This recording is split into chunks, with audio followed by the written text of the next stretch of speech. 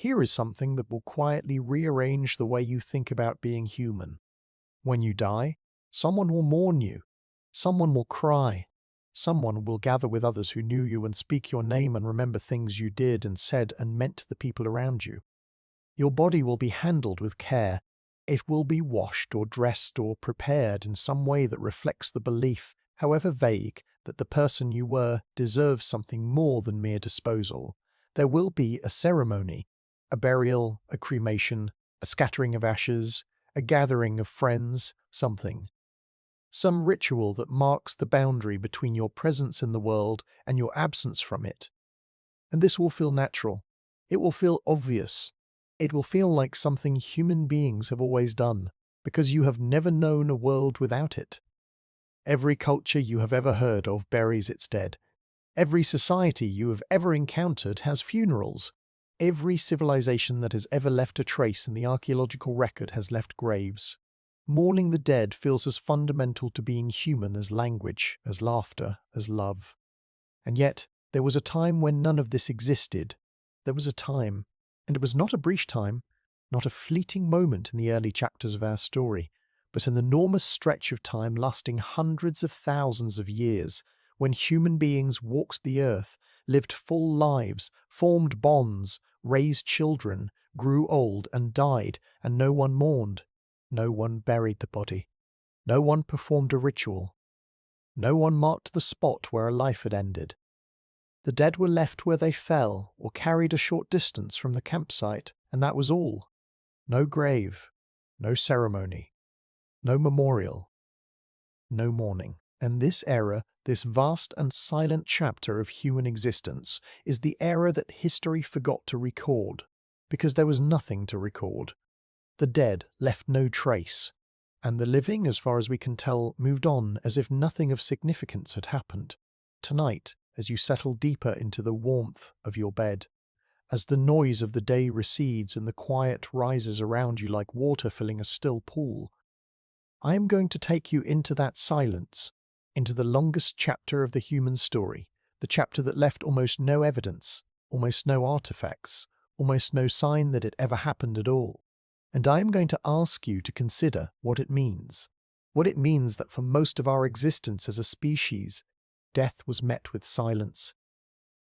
Well, it means that at some point something changed, that some ancestor of yours in some place we may never identify, at some moment we may never pinpoint, did something unprecedented.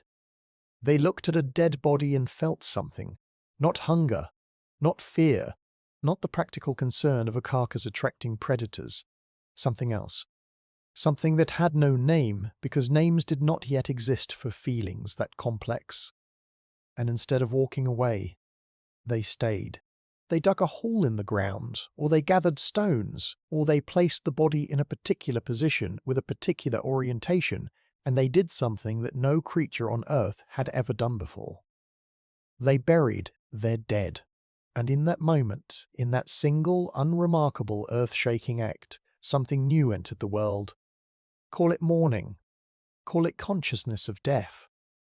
Call it the birth of the human soul. Whatever you call it, it changed everything. And the fact that we do not know exactly when it happened, or why, is one of the deepest and most beautiful mysteries in the entire human story. Let your breathing slow. Let the muscles in your face relax, the ones around your jaw, around your eyes, the ones you did not realize you were clenching.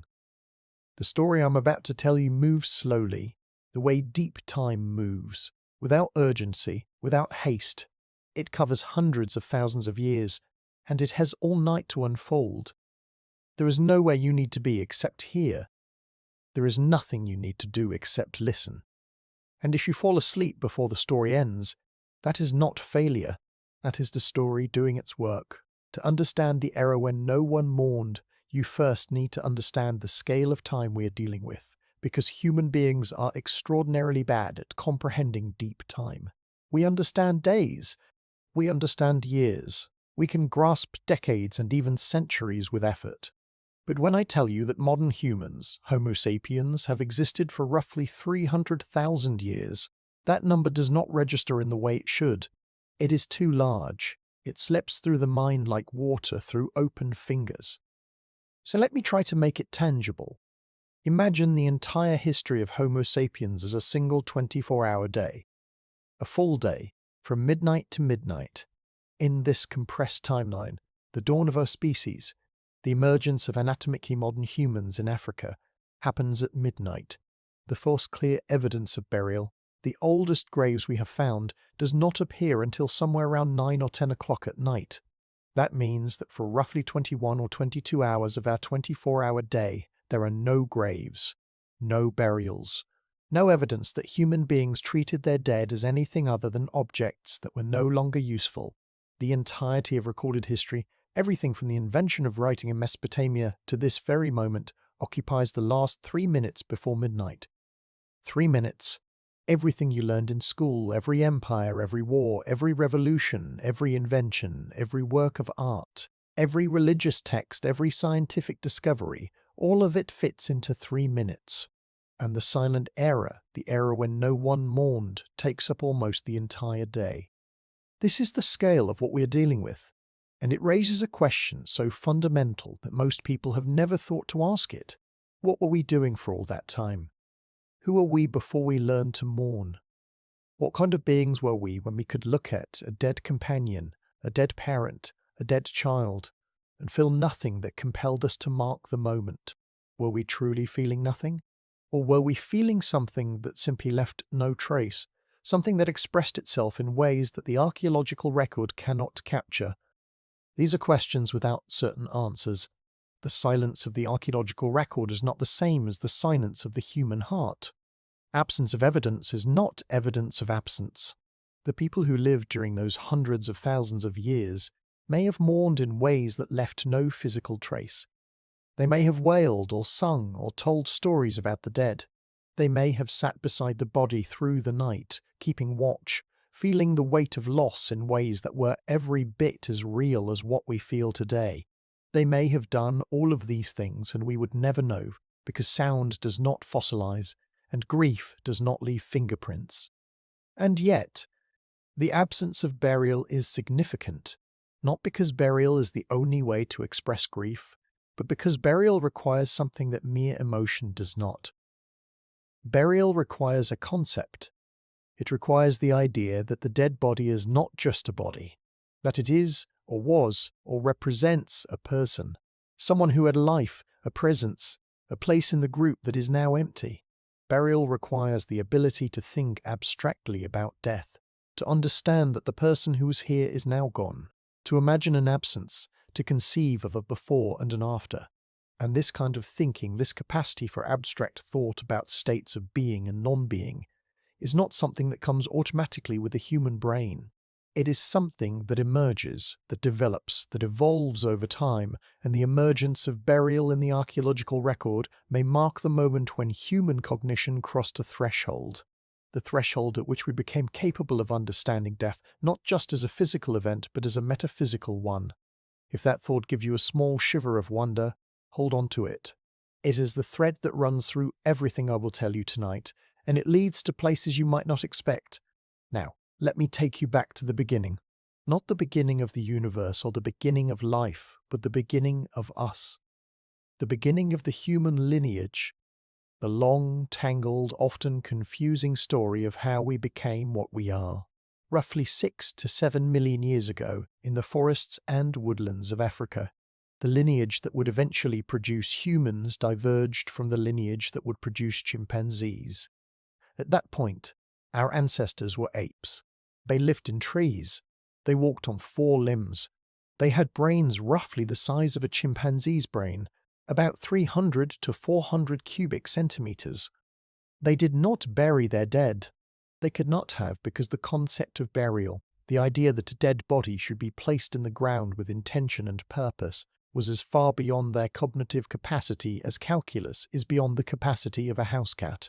When a member of their group died, the body was left where it lay. Other members of the group might linger near it for a time, might touch it, might show signs of agitation or confusion. We know this because modern chimpanzees do these things. They have been observed sitting beside dead companions, grooming the body, carrying dead infants for days or even weeks.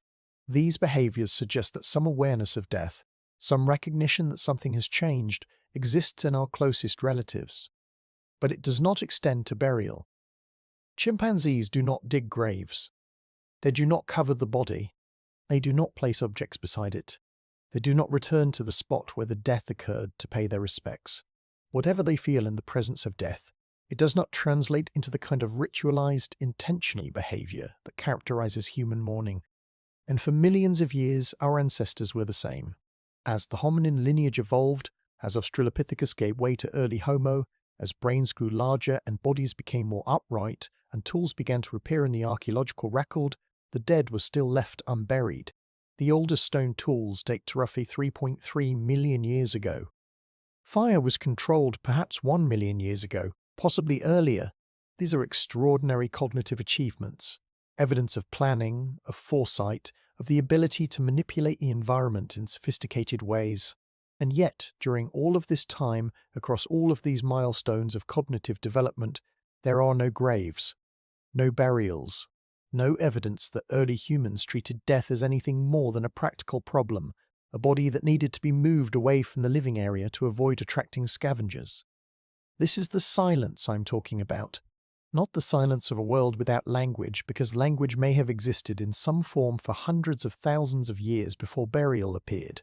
Not the silence of a world without thought, because thought clearly existed, evidenced by tools and fire and increasingly sophisticated survival strategies, but the silence of a world without ritual, a world without ceremony, a world in which the boundary between life and death was crossed without acknowledgement, without commemoration, without any visible sign that the crossing mattered to anyone.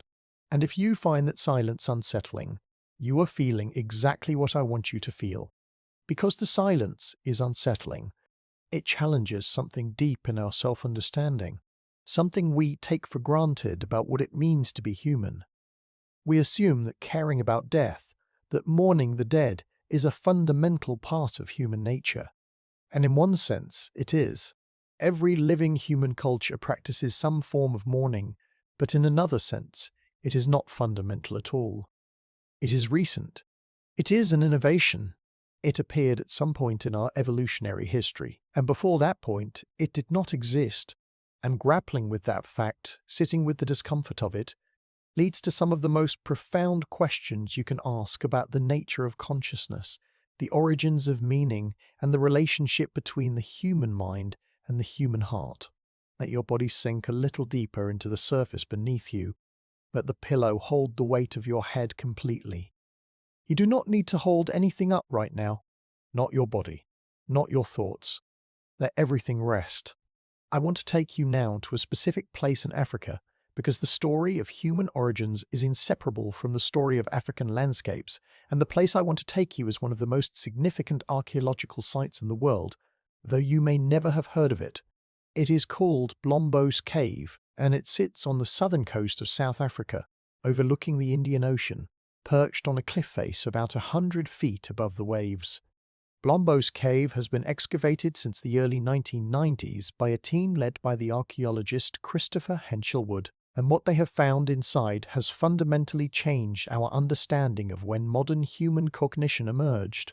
The cave contains layers of occupation stretching back roughly 100,000 years, and within those layers the archaeologists found things that should not have been there.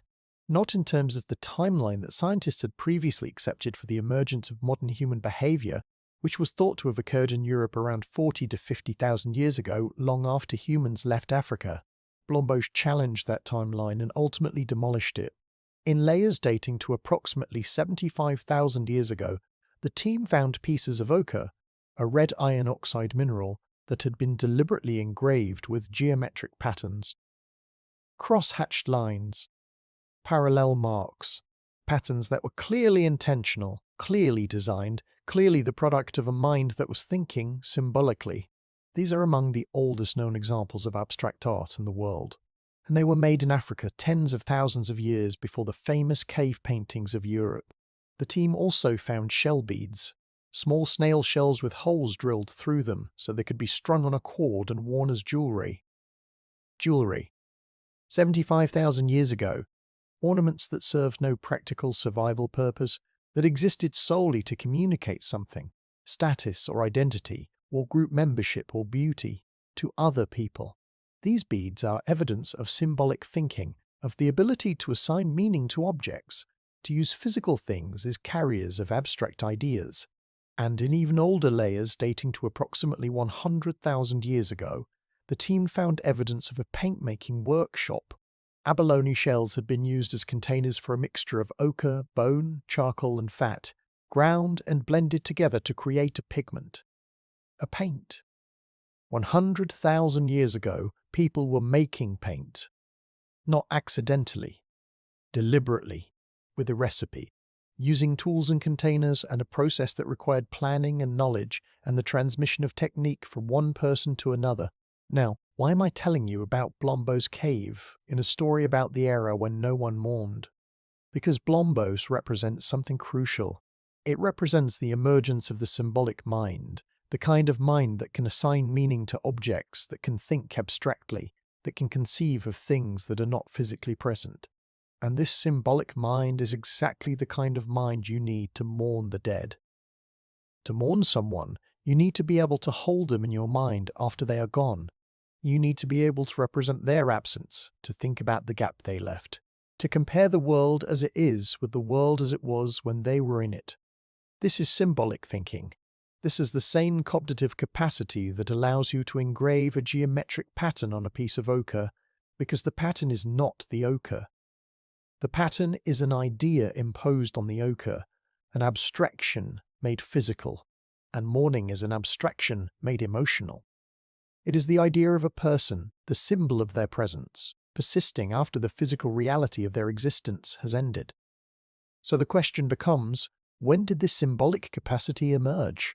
And Blombos tells us that it was emerging at least 100,000 years ago, and probably earlier. But the earliest deliberate burials in the archaeological record date to roughly the same period, maybe a little earlier, maybe a little later. The timing is not a coincidence. The emergence of symbolic thinking and the emergence of burial are linked. They are both expressions of the same underlying cognitive revolution, the revolution that turned anatomically modern humans into behaviorally modern humans. The revolution that gave us not just big brains, but meaning-making minds. If this is the kind of story that makes your mind light up even as your body relaxes towards sleep, then you are exactly the kind of person this channel was made for. And if you want to make sure you find your way back here for the next story, the simplest thing you can do is reach over gently and tap subscribe. Think of it as planting a seed. You may not need it tonight, but it will be there waiting for you when you do. Now, let me take you to the oldest graves.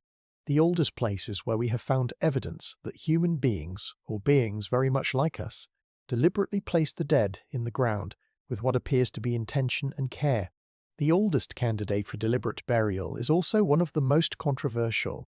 It is a site called Kafse Cave, located in what is now northern Israel near the city of Nazareth. Inside this cave, archaeologists found the remains of roughly 15 individuals buried in what appear to be intentional graves, dating to approximately 100,000 years ago. Some of the bodies were placed in specific positions, on their sides, with legs flexed. One skeleton, that of a young adult, was found with the antlers of a large fallow deer placed across its hands. Another, the skeleton of a child approximately 3 years old, was found with a carefully placed deer skull at its feet. These details matter enormously. A body that simply fell and was covered by natural sediment over time would not be found in a flexed position with objects placed deliberately around it. The flexed position suggests that the body was arranged after death. The deer antlers and the deer skull suggest that objects were intentionally selected and placed with the body, which implies a belief, however rudimentary, that the dead person needed something, or deserved something, or was going somewhere where these objects might be useful or meaningful. This is burial, this is ritual, this is mourning, or something very close to it, and it happened 100,000 years ago. But here is where the story gets complicated, and if you have been following the thread of this narrative, you might anticipate the complication. The individuals buried at Kafse were Homo sapiens, modern humans, our species, and the burials make sense in the context of the symbolic revolution we discussed with Blombo's cave. But Kafse is not the only candidate for early burial. There is another site and another species, and the implications are staggering.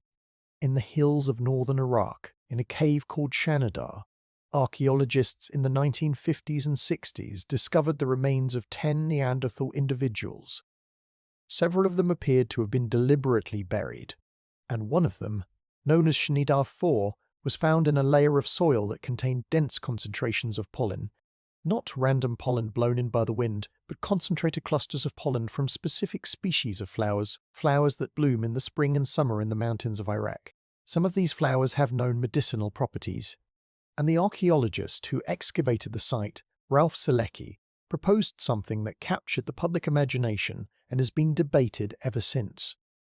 He proposed that the Neanderthals had placed flowers on the grave, that they had laid blossoms on the body of a dead companion, in what can only be described as a funeral. The flower burial. It is one of the most evocative images in all of paleoanthropology. A Neanderthal funeral 60,000 years ago, in a cave in the mountains of Iraq with wildflowers scattered over the dead. It suggests that Neanderthals, a species often dismissed as brutish and cognitively limited, were capable of mourning, that they cared about their dead, that they had crossed the same cognitive threshold that our own species crossed, the threshold from indifference to reverence, from silence to ceremony. The interpretation has been challenged. Some researchers have argued that the pollen could have been introduced by burrowing rodents, which are known to store flower heads in underground chambers. The debate continues, and it may never be fully resolved. But even setting aside the flower pollen, the evidence for deliberate Neanderthal burial at Shanidar and other sites is strong. Bodies were placed in dug pits. Bodies were found in positions that suggest intentional arrangement. And at other Neanderthal sites across Europe and the Middle East, similar patterns have been found. At La Chapelle-aux-Sens and in France, a Neanderthal skeleton was found in a pit that appears to have been deliberately excavated into the cave floor, the body placed inside and covered with soil. At Kebera Cave in Israel, a Neanderthal was buried with its lower jaw removed, possibly as part of a ritual practice. At multiple sites, Neanderthal bodies were found in flexed positions on their sides in orientations that suggest care and intention rather than accident. This changes the story profoundly. If Neanderthals buried their dead, then the cognitive revolution that made mourning possible was not unique to Homo sapiens. It was shared, at least in part, by another species of human. And this raises the possibility that the capacity for mourning, for abstract thought about death, for the symbolic behavior that underlies burial, is older than our species, that it was present in a common ancestor of both Neanderthals and modern humans, which would push its origins back to at least 500,000 years ago and possibly further. Or, alternatively, it raises the possibility that Neanderthals and Homo sapiens developed this capacity independently, that two different species of human, facing the same existential reality of death, arrived at the same response through separate cognitive journeys. This would be an extraordinary example of convergent evolution, two lineages independently inventing the concept of mourning because the underlying cognitive architecture in both species had reached the point where death could no longer be met with silence. Either way, the implications are profound. Either mourning is very old, older than our species, embedded in the deep architecture of the human brain, or mourning is so fundamental, so natural a response to a certain level of cognitive complexity, that has been independently invented more than once. Either way, it tells us something about the nature of consciousness and the nature of grief that is both humbling and extraordinary. Let your eyes rest closed if they are not already. Let your hands be open and still. The story is moving through deep time now, through hundreds of thousands of years, and the pace is slow and gentle. There is no rush. There is nowhere to arrive. The story is the journey, and the journey is the destination, and both are carrying you toward the quietest and most restful place your mind can find tonight. I want to linger for a moment on the Neanderthals, because they are central to this story in ways that most people do not realize, and because the popular image of them as dim-witted cavemen is one of the most persistent and damaging myths in the history of science. Neanderthals lived in Europe and Western Asia for roughly 400,000 years. They survived ice ages. They hunted large and dangerous animals, mammoths, woolly rhinoceroses, cave bears, using weapons that required them to get close enough to their prey to thrust a spear into it, which means they were not just strong but brave, or desperate, or both. They made sophisticated stone tools using techniques that required planning and skill. They controlled fire. They used pigments, including ochre, which suggests at the very least an interest in colour and possibly in symbolic expression. They cared for their injured and elderly, as evidenced by skeletons showing healed fractures and degenerative diseases that would have left the individuals unable to hunt or gather food on their own. Someone fed them. Someone looked after them. Someone kept them alive when they could no longer contribute to the group's survival. And they may have buried their dead. This is the picture of Neanderthals that the evidence actually supports. Not brutes, not dim-witted cavemen dragging clubs and grunting at each other, beings with compassion, beings who cared for each other, beings who, when someone they knew died, may have felt something powerful enough to make them stop and dig and place the body in the earth with care and perhaps cover it with flowers. The fact that they eventually went extinct roughly 40,000 years ago, after tens of thousands of years of overlap with modern humans in Europe and the Middle East, does not diminish them. Extinction is not a judgment of worth. It is a consequence of circumstance, of shifting climates and shifting competitive landscapes and shifting fortunes. The Neanderthals were not inferior to us. They were different from us, and the world changed in ways that favoured our particular set of differences over theirs. And before they disappeared, they interbred with modern humans, leaving fragments of their DNA in the genomes of most living people of non-African descent. They are not entirely gone. They live on in us. 2 to 4% of the DNA of most people reading this carries Neanderthal sequences. And some of those sequences affect the immune system, the skin, the hair, and possibly the brain. The Neanderthals are not a separate chapter of the human story. They are part of our chapter. Their story is woven into ours at the genetic level and possibly at the cognitive level too. Now I want to return to the central mystery, the long silence before the first grave. Because the question is not just when did burial begin? The question is, what came before it? What did human beings do with their dead during the hundreds of thousands of years when they did not bury them? And what does the absence of burial tell us about the inner lives of those ancient people? The honest answer is that we do not know, and we may never know.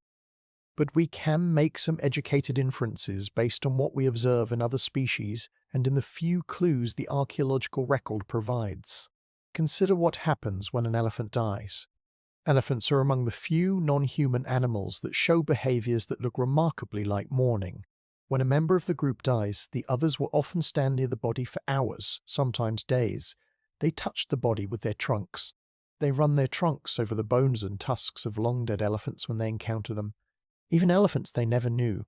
They have been observed covering dead companions with branches and leaves. They're not burying them in the ground.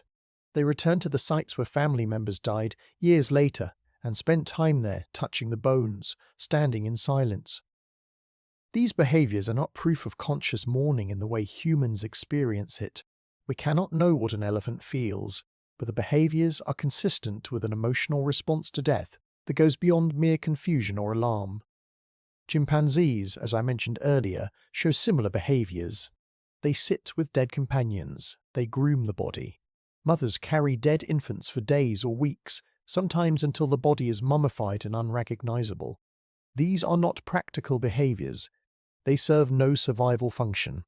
They are expressions of something, and the most parsimonious explanation is that they are expressions of some form of attachment that persists after death. Not grief in the full human sense, not mourning with rituals and symbols and stories, but something. A reaction, a response, a recognition that something has changed. It is reasonable to assume that early humans, who were far more cognitively complex than elephants or chimpanzees, experienced something similar but more intense, that they felt the absence of a dead companion, that they were disturbed by the stillness of a body that had been alive, that they lingered near the dead, perhaps for hours or days, before moving on, They may have vocalized their distress. They may have touched the body. They may have done things that, if we could witness them, we would recognize as grief. But they did not dig graves. They did not place objects with the body. They did not, as far as we can tell, perform rituals. And the question is, why not? The answer, I believe, lies in the nature of symbolic thought. Grief is an emotion. You do not need symbols to feel grief. You feel it in your body, in your gut, in the ache behind your eyes and the weight in your chest. Animals feel grief or something very like it. But mourning is something more than grief. Mourning is grief given form. It is grief expressed through ritual, through ceremony, through the deliberate and symbolic treatment of the dead. And creating ritual requires a cognitive capacity that goes beyond emotion. It requires the ability to step outside the immediate experience of grief and conceptualize it. To think about death as a category, not just as this particular death right here, right now, but as a phenomenon. There's something that happens to everyone. There's something that will happen to you. It requires the ability to imagine the future, to project yourself forward in time and conceive of your own non-existence. It requires, in short, the capacity for abstract thought that characterizes the symbolic mind.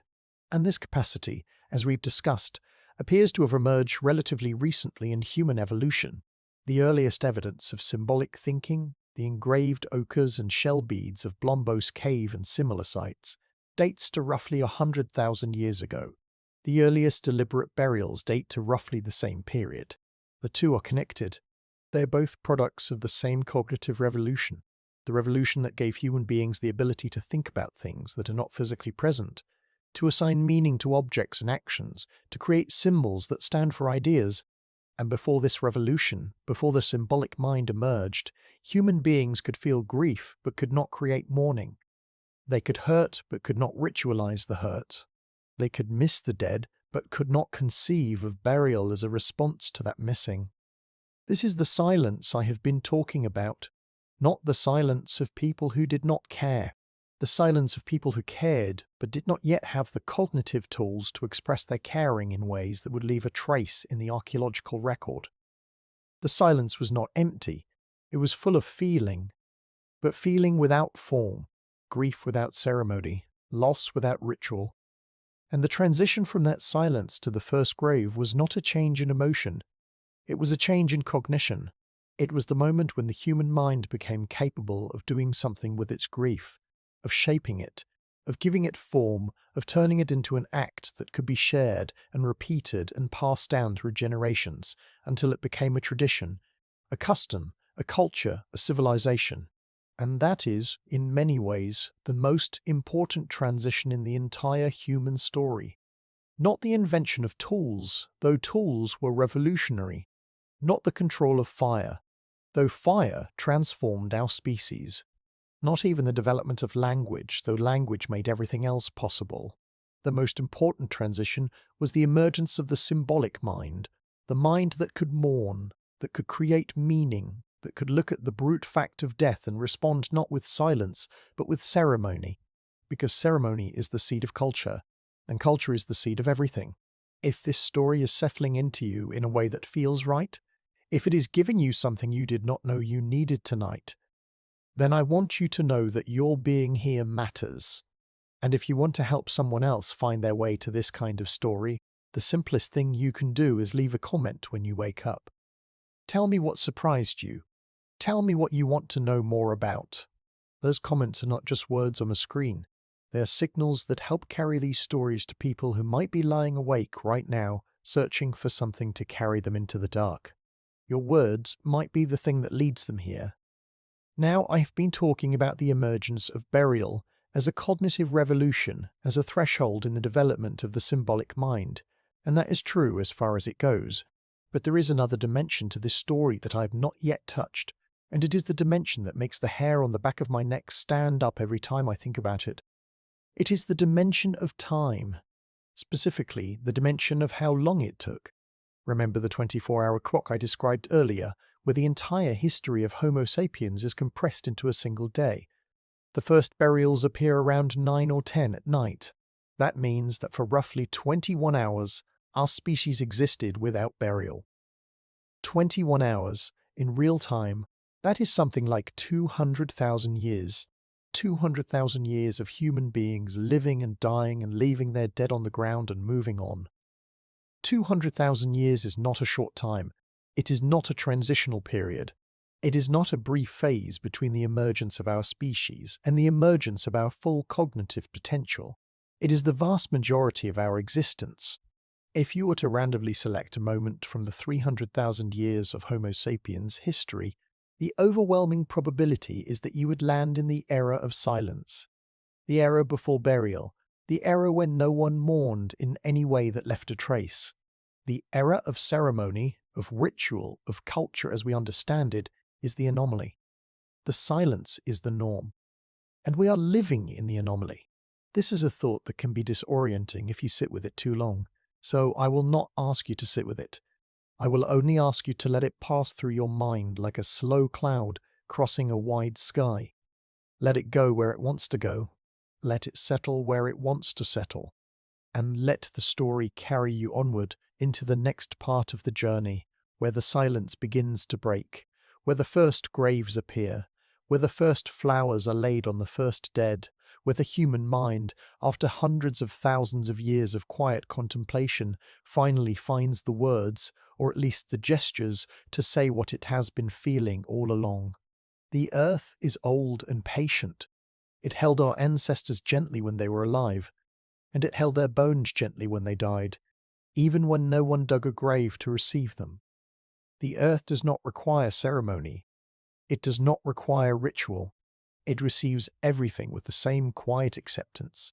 The fallen leaf and the fallen king, the unnamed infant and the pharaoh in his golden tomb.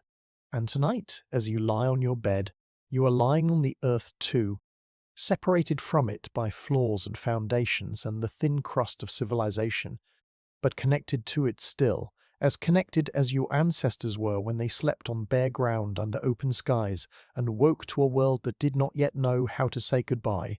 There is a cave in a limestone hillside in southern France, not far from a small village that most people have never heard of, and inside that cave there is a chamber that was sealed by a rockfall tens of thousands of years ago and remained sealed, untouched, unseen, unknown, until spelunkers broke through in the 1990s and shone their flashlights into a darkness that had been undisturbed for longer than any civilization has ever lasted.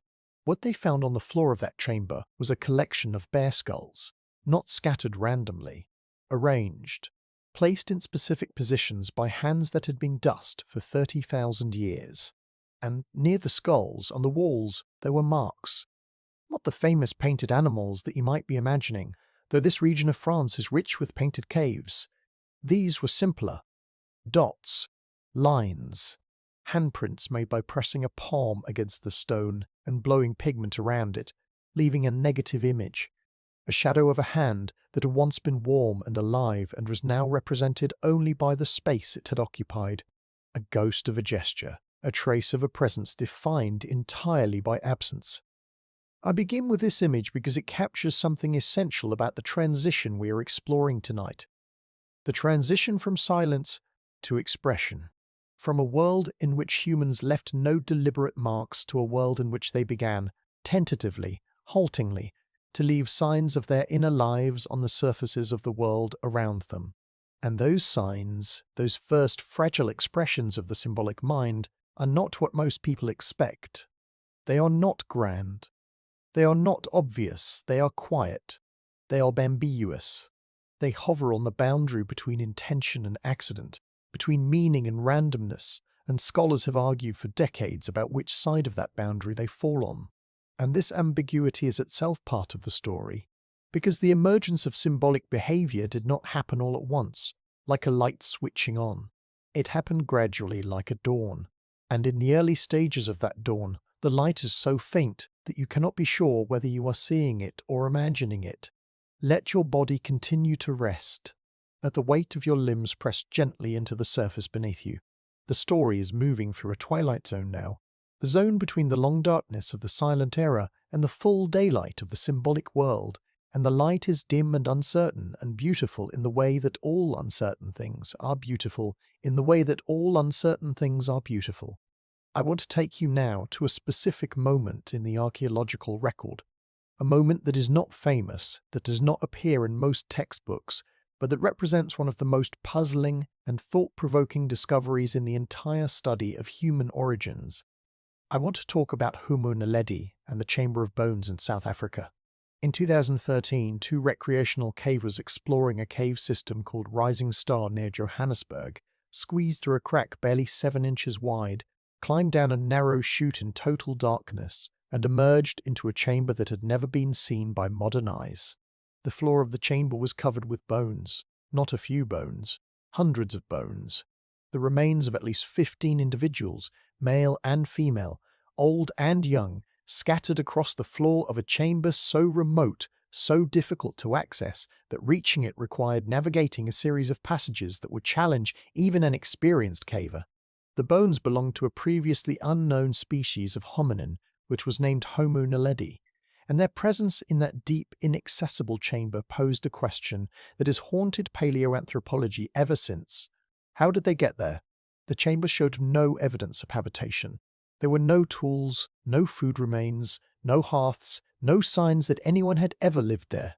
There were no signs of predator activity, no gnaw marks on the bones, no evidence that the bodies had been dragged there by hyenas or leopards. There was no alternative entrance that might have been open in the past and since collapsed.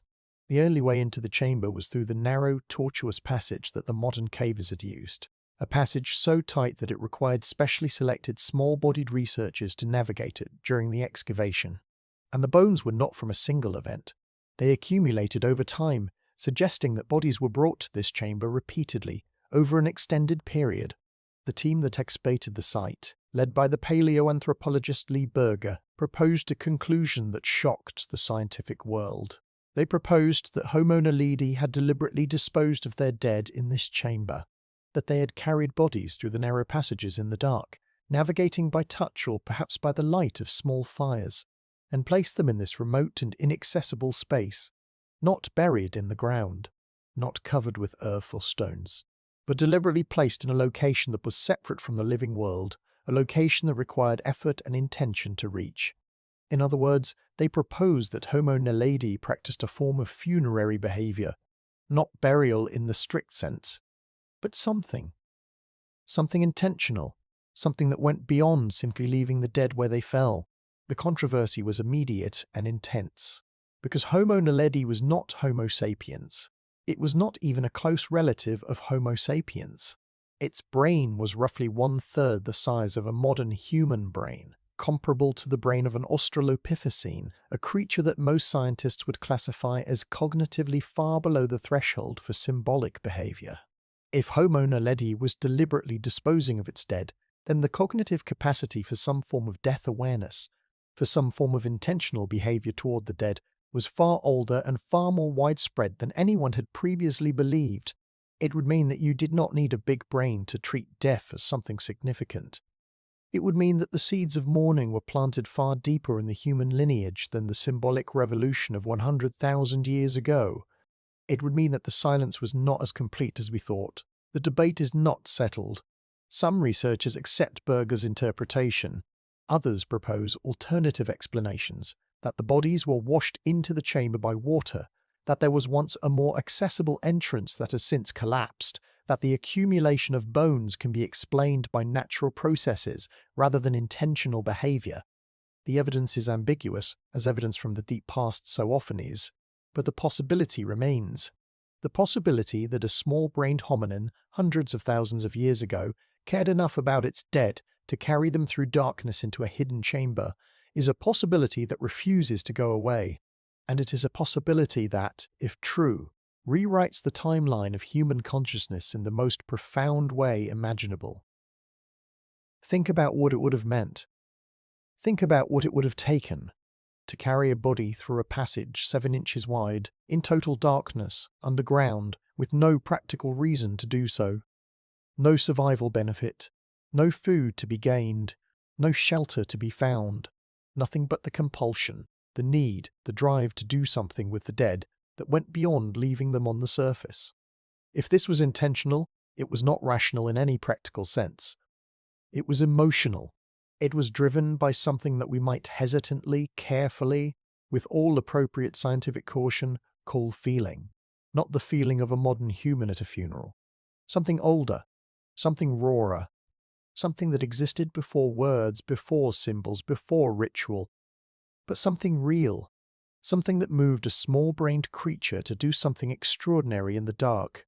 And if you are lying here in the dark yourself right now, there is a strange and lovely symmetry in that. You and your darkness, them and theirs, separated by hundreds of thousands of years but connected by the same impulse. The impulse to make meaning out of the void, to refuse the indifference of the dark, to insist that the dead matter, that the living care, that the living care, that the silence should not be the final word. Let that thought drift. Let it settle or float, whichever it prefers. The story is patient. Now, I want to move forward in time, past the ambiguity of Homo naledi, past the controversies and the debates, to a period where the evidence becomes clearer and the story becomes, if anything, more extraordinary. I want to talk about what happened when burial was no longer rare, when it became common, when humans did not just occasionally place their dead in the ground but developed elaborate, complex, deeply meaningful traditions around the treatment of the dead, because the transition from no burial to occasional burial was just the beginning. What followed was an explosion of funerary creativity that reveals more about the human mind than almost any other category of archaeological evidence. Consider what happened in the Upper Paleolithic, the period from roughly 50,000 to 10,000 years ago. This is the era of the great cave paintings, the Venus figurines, the bone flutes, the elaborate stone tools, the first clear evidence of fully modern human behavior in all its complexity and creativity. And it is also the era when burial became unmistakably intentional, unmistakably ritualized, and unmistakably laden with meaning. At a site called Somgir, near the modern city of Vladimir in Russia, archaeologists discovered burials dating to approximately 34,000 years ago that are among the most spectacular ever found from the Paleolithic period. Two of the burials contained the remains of children, a boy of about 12 or 13, and a girl of about 9 or 10, placed head to head in a single grave. Their bodies were covered in thousands of ivory beads, each one painstakingly carved from mammoth tusk. Researchers have estimated that each bead would have taken approximately 1 hour to produce. The boy's body was decorated with roughly 5,000 beads. The girl's body with a similar number. Together, the beads represent roughly 10,000 hours of labor. 10,000 hours spent carving tiny ivory beads to adorn the bodies of 2 dead children. Let that number sink in. 10,000 hours. That is more than a year of continuous work. More than 400 days of carving, hour after hour, bead after bead, each one small enough to sit on your fingertip. Someone, or more likely many people working together, invested this staggering amount of labor in decorating the bodies of 2 children who would never wear the beads, never see them, never know they were there. And this investment was not practical. It was not rational. It was not aimed at any tangible return. It was an act of pure meaning. An act of love or grief or devotion, or some combination of all three that transcends any single word. It was, by any measure, an act of mourning so extravagant that it borders on the incomprehensible. And yet it happened. 34,000 years ago, in the frozen steppe of Ice Age Russia, people who lived in hide tents and hunted mammoths with stone-tipped spears spent 10,000 hours making beads for dead children. This is not the behavior of creatures who cannot mourn. This is the behavior of creatures for whom mourning has become one of the central activities of existence. This is what the silence gave way to. Not a quiet murmur of recognition. An explosion of meaning so intense that it burns through the archaeological record like a signal fire visible across millennia. If you are still awake, still listening, still floating in the liminal space where the story meets the silence of approaching sleep, I want you to know that being here is enough. You do not need to remember every detail. You do not need to hold every name and date and number. Let the story wash over you the way water washes over stones, smoothing and shaping without effort. The story knows what it is doing. It has been doing it for a long time. The sun-geared burials are extraordinary, but they are not unique. Across the Upper Paleolithic world, from Spain to Siberia, from the Mediterranean to the Arctic, burial practices became increasingly elaborate and varied. Bodies were painted with red ochre, staining the bones a vivid red that persists to this day, 30,000 years after the pigment was applied. Some researchers believe the ochre symbolized blood, or life, or the vitality that the dead had lost. Others think it may have had preservative properties, slowing the decomposition of the body. Others suggest it was simply the most symbolically charged substance available, the same substance that was used for body painting and cave art and the decoration of everyday objects. Whatever the reason, the widespread use of ochre in burials tells us that the treatment of the dead had become standardized, ritualized, embedded in cultural practice. It was no longer something that individuals did spontaneously. It was something that communities did together, following patterns that were learned and transmitted and maintained across generations. Bodies were positioned with care. They were placed on their sides, often in a flexed position that some researchers have compared to the fetal position, as if the dead were being returned to the posture of birth, the posture of beginning. Whether this was intentional symbolism or simply a practical way to fit a body into a small grave is debated. But the consistency of the practice across distant sites and different time periods suggests that it was not random. It was a choice, a meaningful choice, made by people who had ideas about death and what it meant, and how the dead should be treated. Grave goods became increasingly common. Tools, weapons, ornaments, animal bones, shells, figurines, and carved objects were placed with the dead. These objects were not random. They were selected. They represented something about the person who had died, their status, their role, their identity, or they represented something about the beliefs of the people who buried them, their ideas about what the dead might need, where the dead might be going, what the dead might become. The inclusion of grave goods is one of the strongest pieces of evidence for belief in an afterlife, or at least for the belief that death is not the end, that the dead person continues in some form and might have use for the things of this world. And this belief, wherever it originated, whenever it first took hold in the human mind, is one of the most consequential ideas in the history of our species, because the belief that death is not the end is the foundation of religion. And religion, whatever else it is, whatever you believe about its truth or its value, is one of the most powerful forces that has ever shaped human societies. Every civilization we know of has had some form of religion. Every culture has stories about what happens after death. Every human society has developed rituals for the treatment of the dead that reflect its deepest beliefs about the nature of existence. And all of this, all the temples and the prayers and the sacred texts and the doctrines and the denominations and the cathedrals and the meditation halls, all of it traces back to a moment when someone placed an object in a grave because they believed the dead person might need it. A flint tool, a shell necklace, a handful of red ochre.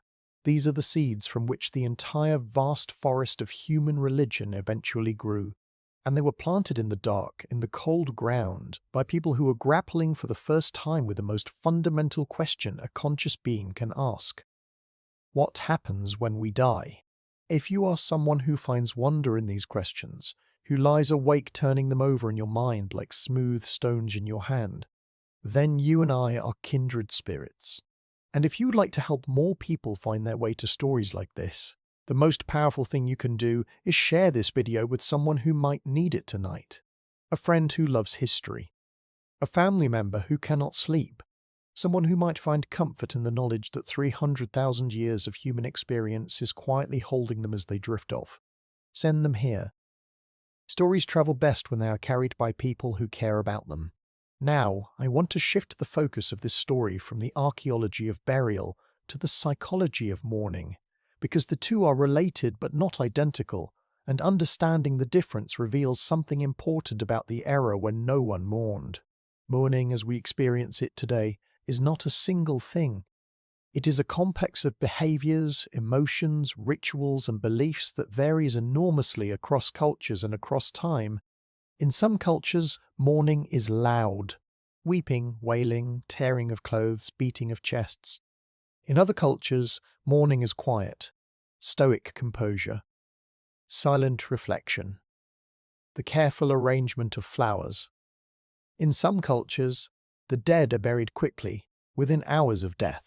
In others, the dead are kept above ground for days or weeks while elaborate ceremonies are performed.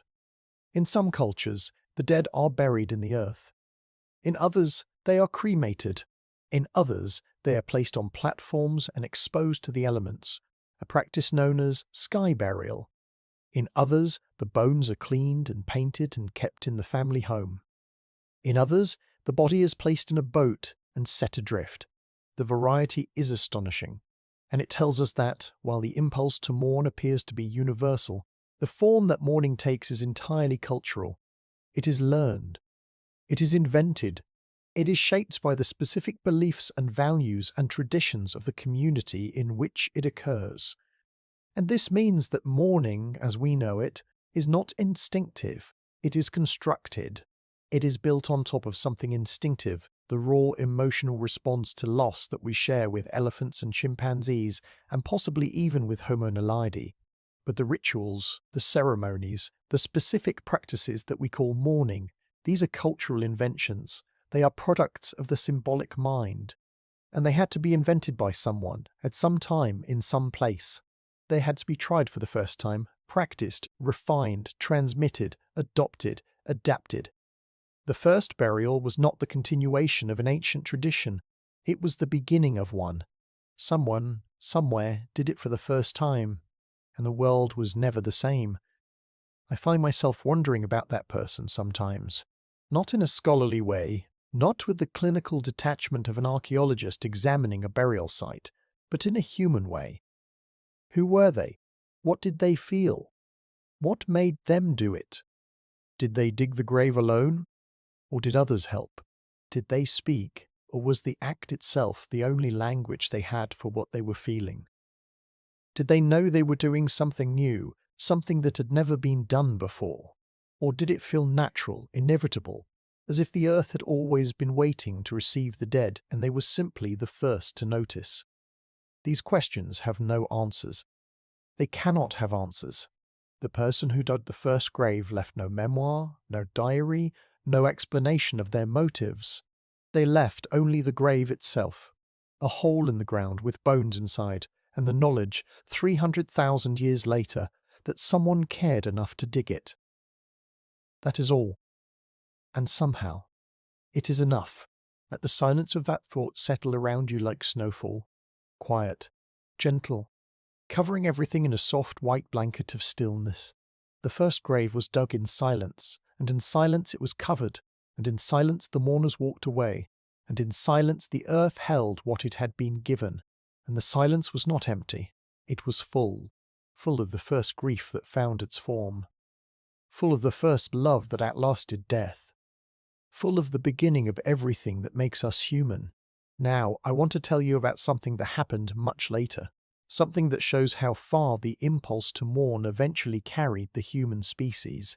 I want to tell you about the city of the dead at Jericho, one of the oldest continuously inhabited cities in the world, and a practice that was performed there roughly 9,000 years ago, that is both beautiful and deeply strange. Jericho sits in the Jordan Valley, near the Dead Sea, in one of the lowest and hottest places on Earth. It is one of the earliest known settlements, a place where humans first began to transition from nomadic hunting and gathering to settled agricultural life. And in the Neolithic layers of Jericho, archaeologists discovered something that stopped them in their tracks. They found skulls, human skulls, but not ordinary skulls. These skulls had been removed from the bodies after burial, cleaned and then plastered. The eye sockets were filled with shells. The features were rebuilt in plaster, modelled over the bone to recreate the appearance of the living face. The skulls were painted, sometimes with ochre, sometimes with other pigments, and they appeared to have been kept in the homes of the living, displayed, perhaps venerated, perhaps consulted, perhaps simply kept close as a way of maintaining a connection with the dead.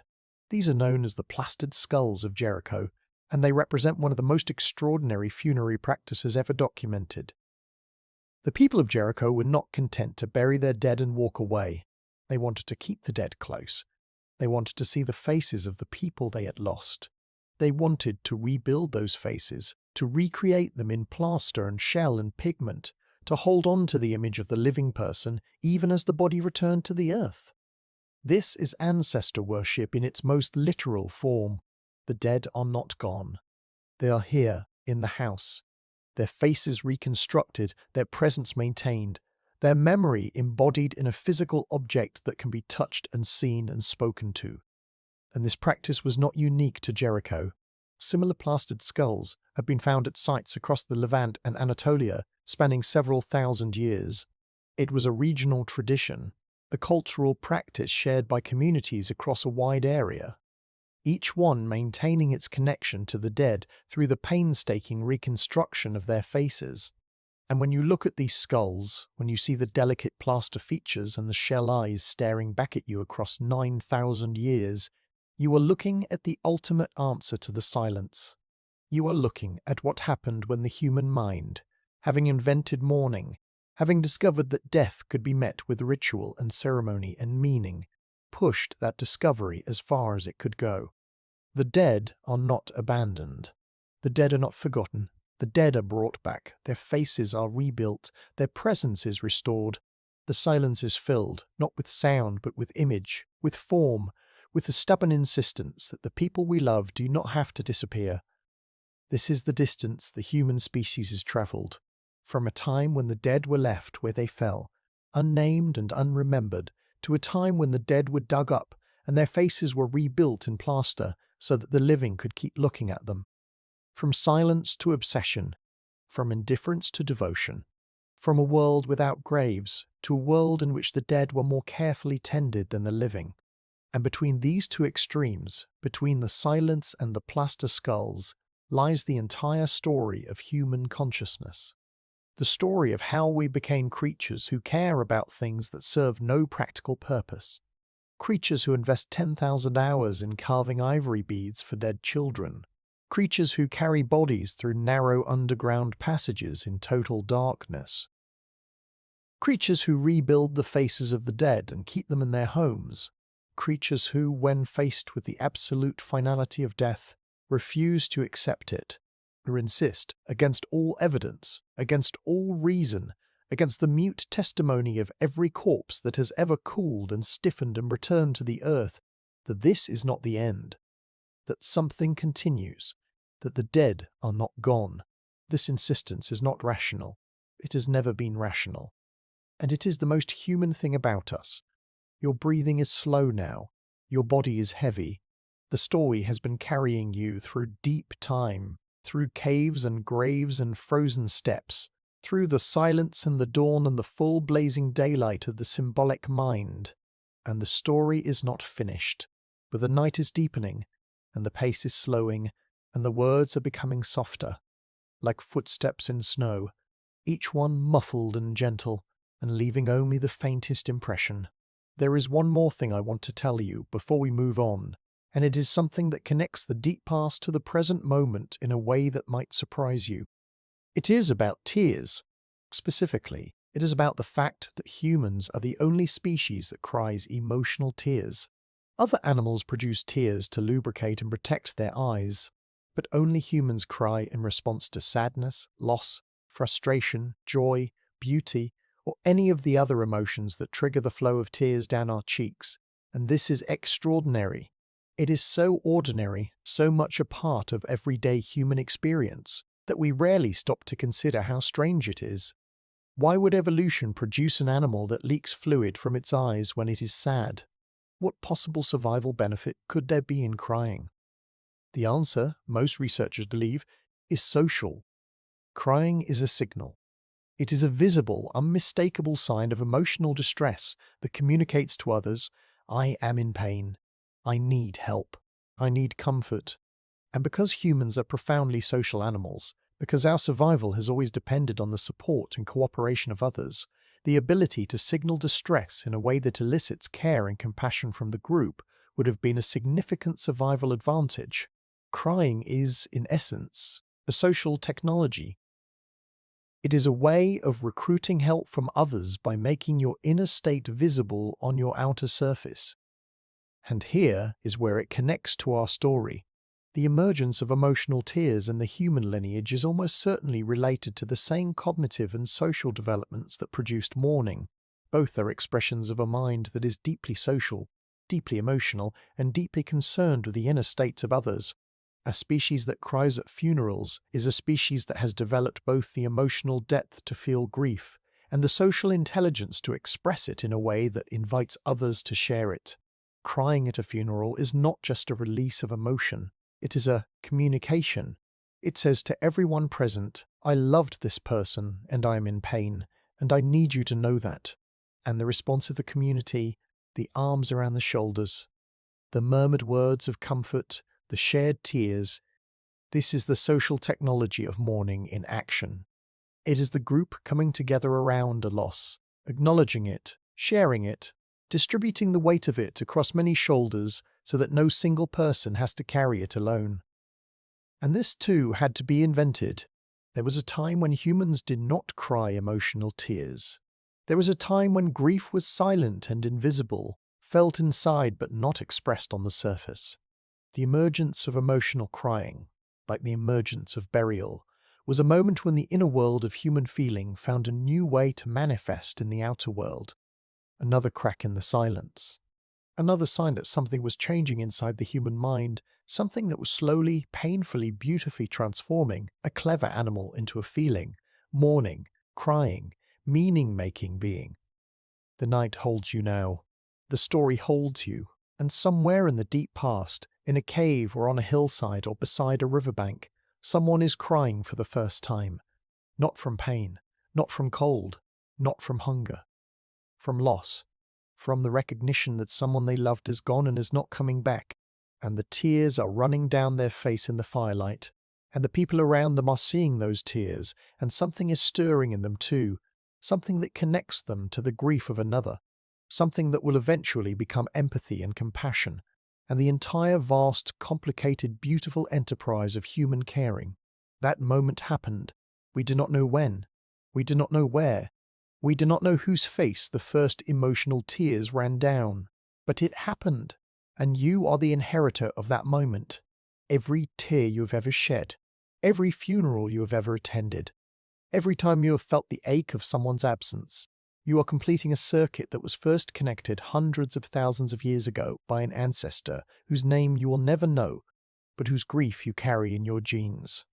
There is a place in southeastern Turkey, near the Syrian border, where the landscape is dry and rolling and the colour of old bone, and rising from that landscape there is a hill that does not look like much from the outside. It looks like any other hill in the region, covered in scrub grass and loose stone and the kind of sparse vegetation that survives on almost no water. Shepherds had walked across it for centuries without giving it a second thought. And then, in 1994, a German archaeologist named Klaus Schmidt began to dig, and what he found beneath that unremarkable hill rewrote the history of human civilization so fundamentally that scholars are still trying to absorb the implications 3 decades later. The place is called Göbekli Tepe, and it is, as far as we currently know, the oldest monumental structure ever built by human beings.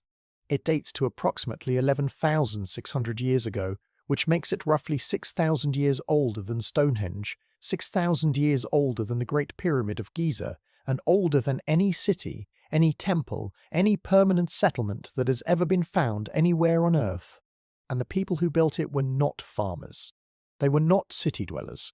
They did not have pottery or metal tools or writing or any of the things that we traditionally associate with the kind of society that builds monuments. They were hunter-gatherers, nomads, people who lived by following animal herds and gathering wild plants, who had no permanent homes, who carried everything they owned on their backs. And somehow these people, these supposedly simple, pre-agricultural wanderers, organized themselves to carve massive T-shaped stone pillars, some of them weighing up to 20 tons, transport them to the top of a hill, erect them in carefully planned circular arrangements, and decorate them with elaborate carvings of animals, foxes and boars and cranes and snakes and scorpions and lions, rendered with a skill and artistry that would be impressive in any era. Now, I am telling you about Göbekli Tepe in a story about the era when no one mourned, because Göbekli Tepe is connected to that story in ways that are both direct and profound. The connection is not immediately obvious, so let me draw it for you slowly, the way the archaeologists drew it from the earth, layer by layer, stone by stone, revelation by revelation. The traditional story of human civilization goes something like this. First, humans invented agriculture. Agriculture allowed them to settle in one place. Settled life led to surplus food. Surplus food allowed some people to stop farming and specialize in other tasks: crafting, building, governing, worshipping. Specialization led to complexity. Complexity led to cities. Cities led to civilization. And civilization led to monuments, temples, and all the elaborate cultural practices, including formalized religion and structured mourning rituals, that characterize complex societies. In this story, agriculture comes first and everything else follows. Farming is the seed. Civilization is the flower. Göbekli Tepe demolished this story. Because Göbekli Tepe was built before agriculture, the people who carved those 20-ton pillars and erected them on that hilltop were not farmers. They had not yet domesticated any plants or animals. They were still living the way humans had lived for hundreds of thousands of years, hunting and gathering, moving with the seasons, following the food. And yet, they built a monument. They organized collective labor on a massive scale. They created a site that appears to have been a gathering place, a ritual center, a location of profound symbolic and possibly religious significance. They did all of this without any of the things that were supposed to be prerequisites. This means that the traditional story had the sequence backwards. Civilization did not lead to religion. Religion, or at least ritual, or at least the human need to gather and create meaning and mark certain places and certain moments as sacred, may have led to civilization. The impulse to build something meaningful, something that transcended the daily business of survival, may have been the force that drove humans to settle down, to organize, to cooperate on scales that hunting and gathering alone could never have required. The monuments came before the city. The ritual came before the farm. The need for meaning came before the need for surplus grain. And this connects directly to our story about mourning, because the need to do something with the dead, the need to mark death with ritual and ceremony and meaning, is one of the oldest expressions of the same impulse that built Göbekli Tepe. The impulse to take the raw, overwhelming, unbearable facts of existence, death, loss, the passage of time, the mystery of consciousness, and give them form. To make them tangible. To carve them in stone or bury them in the earth, or paint them on cave walls, or sing them into the darkness. This is the impulse that makes us human, and it did not begin with civilization. It began long before civilization, in the silent era, in the darkness, in the first moment when someone looked at a dead body and felt something that demanded expression. Let your body rest even deeper now. Feel how the bed holds you without effort, without strain. You do not need to hold yourself up. You do not need to hold the story up. Both are held by forces larger than you, gravity and narrative, and the slow, patient turning of the earth beneath everything. I want to stay with Göbekli Tepe for a moment longer because there is a detail about the site that most people do not know, and it adds another layer to the story we are telling tonight. When the structures at Göbekli Tepe were no longer in use, they were not abandoned. They were not left to crumble and decay. They were deliberately buried. The people who had built them, or their descendants, carefully filled the structures with soil and rubble, covering the great stone pillars and sealing the site beneath a mound of earth that would preserve it, unknowingly, for 11,000 years. Think about what this means. These people buried their monument the way other people buried their dead. They did not simply walk away from it. They treated it with the same kind of intentional, ritualized behavior that characterizes burial. They put it in the ground. They covered it. They sealed it away from the world of the living. And in doing so, They preserved it more perfectly than any monument left exposed to the elements could ever have been preserved. The burial of Göbekli Tepe is one of the reasons it survived in such remarkable condition for 11 millennia. The soil protected the stone from erosion and weathering. The deliberate filling prevented the kind of gradual collapse that destroys most ancient structures over time. By burying their monument, the builders ensured that it would still be there when someone finally came looking for it, 11,000 years later. There is something cyclical about this. The people who may have been among the first to develop elaborate ritual practices around death, the people who were part of the great cognitive flowering that produced symbolic thought and funerary behavior and the first intimations of religion, these people buried their most sacred creation the same way they buried their most sacred dead. The act of burial, which began as a response to the death of a person, had expanded to encompass the death of an idea, the end of a tradition, the closing of a chapter. Burial had become a metaphor. It had become a way of saying that something was finished, that it deserved respect, that it should be placed in the earth with care and intention rather than simply left to rot on the surface. And this metaphorical expansion of burial is itself evidence of the symbolic mind at work. The people who buried Göbekli Tepe were not just performing a practical act. They were performing a meaningful act. They were using the concept of burial, which had originally developed in response to death, as a template for dealing with other kinds of endings. And this ability to take a concept from one domain and apply it to another, to use death as a metaphor for the end of a tradition, to treat a monument the way you would treat a body, this is symbolic thinking in its purest form. It is the ability to see connections between things that are not literally the same, to recognize patterns that transcend the specific and reach toward the universal. It is, in short, the ability that makes us human. If this story is giving you something tonight, if it is filling a quiet space inside you with wonder or warmth, or simply the comfort of a voice in the dark, then I want to ask you a small favor.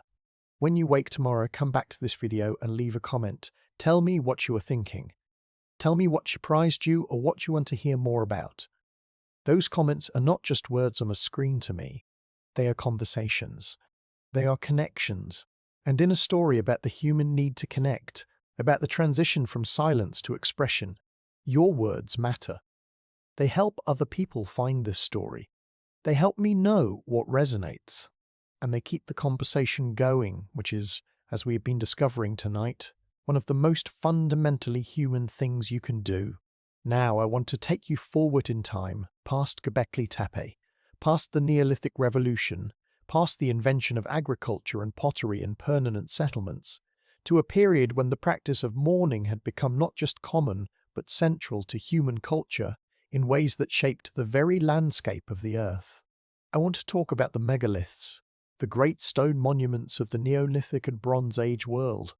Stonehenge, of course, is the most famous, but Stonehenge is just one of thousands.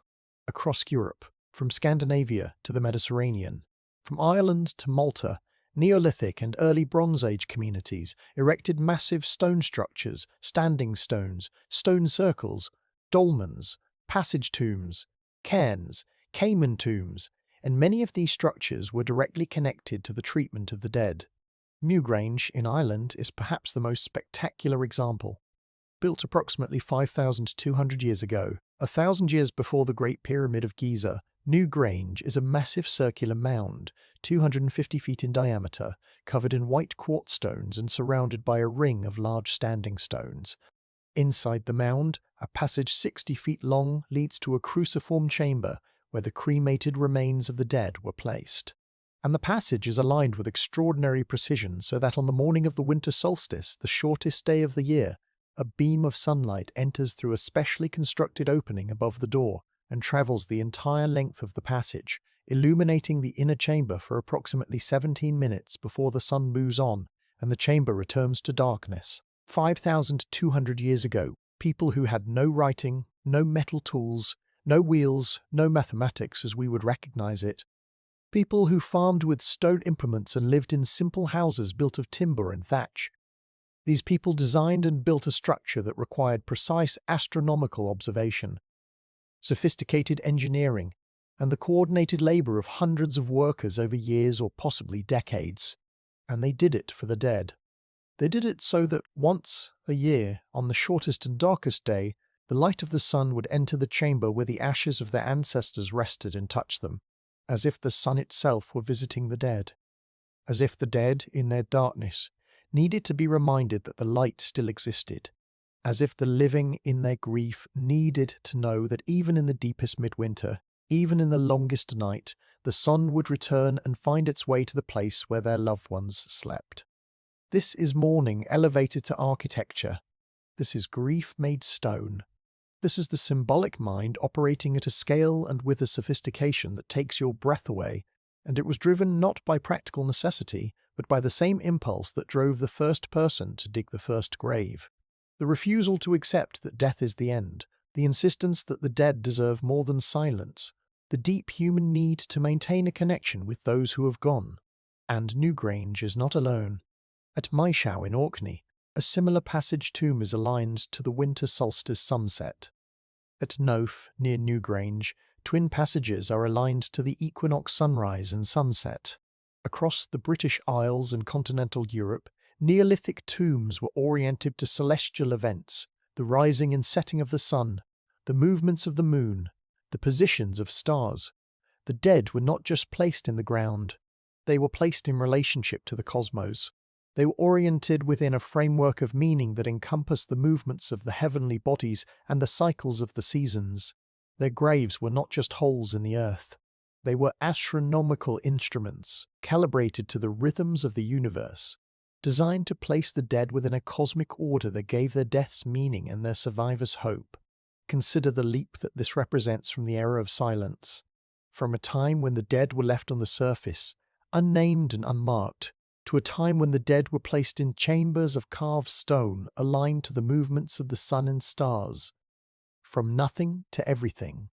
From silence to a statement so grand and so permanent that it has survived for 5,000 years and can still be read by anyone who stands in the right place at the right time on the right day of the year. The beam of light that enters Newgrange on the winter solstice morning is a message from the dead to the living, or from the living to the dead, or from both to each other, and it has been delivered faithfully every December 21st for 52 centuries. For 52 centuries. Let your mind rest on that image. A beam of light entering a dark chamber on the shortest day of the year, touching stones that were placed there 5,000 years ago to hold the ashes of the dead. The light does not know it is doing this. The stones do not know they are receiving it. But the people who built Newgrange knew. They planned it. They engineered it. They spent years of their lives making it happen. And they did it because they loved their dead, and they believed that love should have a form, should have a structure, should be inscribed in the relationship between the earth and the sky. Now, I want to pull back from the specific and return to the general, because there is a pattern emerging from everything I have been telling you tonight, and I want to make sure you can see it. The pattern is this. The story of mourning is not a story about death. It is a story about meaning. It is the story of how human beings, confronted with the most terrifying and absolute fact of their existence, the fact that they will die and that everyone they love will die, responded not with despair but with creativity. They dug graves. They carved beads. They painted bodies with ochre. They built passage tombs aligned to the solstice. They plastered skulls. They created religions. They wrote elegies and symphonies and epitaphs. They invented heaven. They invented reincarnation. They invented the idea that the soul is immortal. They invented every conceivable way of saying that death is not the final word, that something continues, that the silence can be filled. And all of this, every funeral you have ever attended, every prayer you have ever heard, every cemetery you have ever walked through, every monument you have ever seen, every candle you have ever lit for someone who is gone, all of it traces back to a single moment in the unrecorded past when someone decided, for the first time, that the dead should not be left in the open, that the dead deserved more than that the dead deserved a hole in the ground, a covering of earth, a gesture, however small, that said you mattered and I remember. That moment was the end of the era when no one mourned, and it was the beginning of everything else. There is a concept in psychology called continuing bonds, and it describes something that grief researchers have across cultures and across time. When someone we love dies, we do not simply let go of them. We maintain a relationship with them. We talk to them in our minds. We visit their graves. We keep their photographs on our walls. We tell stories about them. We invoke their memory at family gatherings. We ask ourselves what they would think about our choices, our lives, our world. The dead are not gone from our lives. They are present in a different way, present as memory, as influence, as the lingering shape of a person-sized hole in the fabric of our daily existence. And this continuing bond is not a modern invention. It is not a product of psychology or therapy or self-help culture. It is ancient. It is as old as the plastered skulls of Jericho which kept the faces of the dead in the homes of the living. It is as old as the grave goods placed with Paleolithic burials, the tools and ornaments that were meant to accompany the dead wherever they were going. It is as old as the ochre rubbed on the bones of the dead, the red pigment that symbolized blood and life, and the refusal to accept that the person inside was truly gone. The continuing bond between the living and the dead is one of the oldest and most persistent features of human culture, and it is the reason we mourn. We mourn not because we believe the dead can hear us. We mourn because we need to speak to them anyway. We mourn because the relationship does not end when the body stops breathing. We mourn because the love outlasts the life, and the love needs somewhere to go. And this brings me to something that I've been circling around for the entire length of this story. Something that I think is the deepest and most important insight that the era of silence has to offer. It is this: the invention of mourning was not really about the dead. It was about the living. It was about us. About our need to make sense of a world that includes loss. About our refusal to let the people we love disappear without acknowledgement. About our insistence, stubborn and irrational and beautiful, that death should mean something, even though in a strictly biological sense it means nothing. The body dies, the atoms scatter, the energy dissipates. From the perspective of physics, death is simply state change, no more meaningful than water turning to ice. But from the perspective of a human being who has loved someone, death is the most meaningful event in the universe. And the gap between those two perspectives, the gap between the meaninglessness of death in the physical world and the overwhelming meaningfulness of death in the human world, that gap is where mourning lives. Mourning is what humans invented to fill that gap, to bridge the distance between what the universe tells us about death and what our hearts tell us about death. And every grave that has ever been dug, every ritual that has ever been performed, every tear that has ever been shed over a body that can no longer feel, is an act of defiance against the indifference of the cosmos. A small, fragile, magnificently stubborn declaration that this life mattered, that this person was here, that someone noticed when they left. Your eyes are heavy now. The words are becoming softer, more distant, like voices heard from the far side of a field. You do not need to follow every one of them. You do not need to hold on to anything. The story is doing what it has always done. What stories have done since the first humans sat beside the first fire and spoke the first words into the first darkness. It is making meaning out of silence. It is filling the empty spaces with something warm and alive. It is insisting, quietly but firmly, that you are not alone, that you have never been alone, that the 300,000 years of human experience that preceded you are holding you tonight the way the earth holds the bones of every person who ever lived and died and was mourned or was not mourned but deserved to be. There is one more place I want to take you before we continue deeper into the night. It is not a cave or a tomb or an archaeological site. It is a concept, a way of thinking about time that changes the way the entire story feels when you hold it in your mind. Geologists and archaeologists use a term called deep time to describe the vast stretches of time that precede recorded history. Deep time is the time of rocks and fossils and tectonic plates, and the slow accumulation of sediment on the floors of ancient seas. It is time measured not in years or centuries, but in millions and billions of years. And for most people, deep time is incomprehensible. It is too large to feel. It is a number on a page, impressive but abstract, like the distance to a star. But there is another kind of deep time that is not geological but human.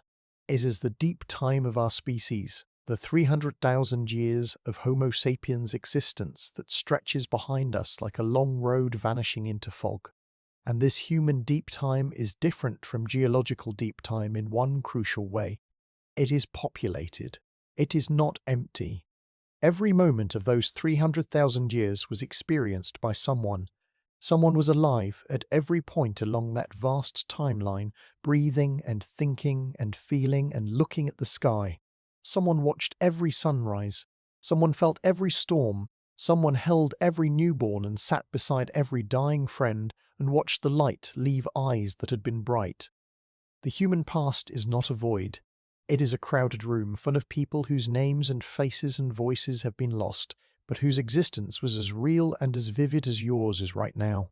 And the era when no one mourned, the era we have been exploring tonight, was not an era of lesser people. It was an era of people who were fully human in their bodies and their emotions and their capacity for experience, but who lived before the symbolic mind had developed the tools to express certain kinds of experience in ways that would survive. They loved. They lost. They felt the absence of the dead. They just could not carve it in stone or press it into clay or align it with the solstice. They carried their grief in their bodies, in their faces, in the sounds they made and the silences they kept. And when they died, their grief died with them, leaving no trace in the earth. And this is why I called this story the era that history forgot to record. Not because nothing happened, because everything happened. Everything that matters. Love and loss and birth and death and the whole trembling, gorgeous, painful business of being alive, all of it happened for hundreds of thousands of years in a silence so deep that we can only stand at its edge and imagine what it contained. The night is deep now. Your breathing is slow and steady. The story has carried you far from the waking world, through caves and graves and plastered skulls and solstice chambers and the long silence that preceded them all. And the story continues as it always does, into the darkness and the quiet and the gentle territory of approaching sleep, where the boundary between listening and dreaming becomes as soft and permeable as the boundary between the living and the dead in the minds of the people who carved the first grave into the earth and refused, for the first time in 300,000 years, to let the silence have the last word. There is a grave in a place called Vitbek in Denmark that was dug roughly 7,000 years ago, and inside it there is a story so quietly devastating that when the archaeologists who excavated it first understood what they were seeing, some of them had to step away from the site and compose themselves before they could continue working. The grave contained two bodies. A young woman, perhaps 18 or 20 years old, and a newborn baby. The woman had died during or shortly after childbirth. The baby had died as well, and whoever buried them, whoever dug the grave and placed the bodies inside, had laid the baby on the wing of a swan. Not beside a swan wing. On it, the infant's tiny body was resting on the outstretched wing of a whooper swan, the white feathers cradling the child like a hand, like a nest, like the softest and most beautiful bed that a grieving community could imagine for a baby who would never open its eyes. I have read about thousands of burials in the course of researching stories like this. I have read about pharaohs entombed with golden chariots and armies of clay soldiers, and enough treasure to fill a museum. I have read about Viking ship burials and Egyptian mummification and the elaborate funeral rites of emperors and kings and popes. And none of them have ever moved me the way the Vidbek burial moves me, because this was not a burial of power or prestige. This was not a burial designed to impress or intimidate or demonstrate wealth. This was a burial of tenderness. Pure, simple, heartbreaking tenderness. Baby on a swan's wing, a gesture so gentle that it aches across 7,000 years. And here is what strikes me most about this burial. It was unnecessary. In the strictest biological sense, the baby did not need a swan's wing. The baby was dead. It needed nothing. The swan's wing served no practical purpose. It did not preserve the body or protect it from scavengers or mark the grave for future visitors. It was an act of pure meaning, an act performed not for the dead, but for the living, for the people who could not bear to place a baby in the cold ground without something soft beneath it, for the people who needed, in their grief, to do something beautiful, something that expressed what they felt but could not say, something that turned the terrible fact of a dead child into a moment of grace. This is mourning, not in the abstract, not as a concept or a theory or a chapter in a textbook about human cognitive evolution. This is mourning in its most raw, most real, most human form.